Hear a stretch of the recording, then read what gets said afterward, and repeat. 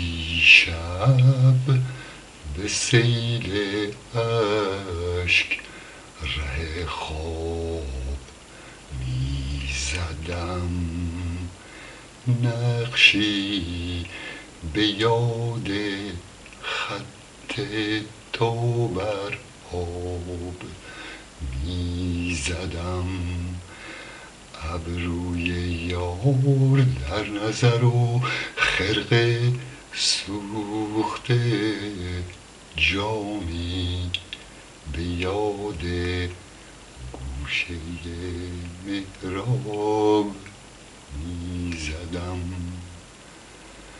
هر مرغ فکر که از سر شاخ سخن بجست، بازش ز طره تو به مضراب می زدم. روی نگار در نظرم جلوه می نمود، روی نگار در نظرم جلوه می نمود و از دور بوسه بر رخ مهتاب می زدم.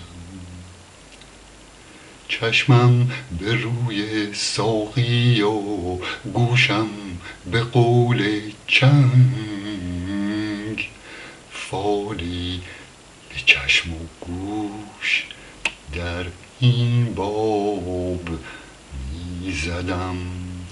نقش خیال روی تا وقت صبحدم بر کارگاه دیده بی خواب می زدم.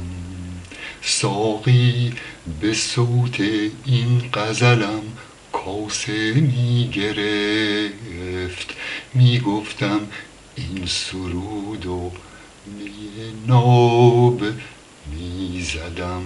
خوش بود وقت حافظ و فال مراد و کام، بر نام عمر دولت احباب می زدم.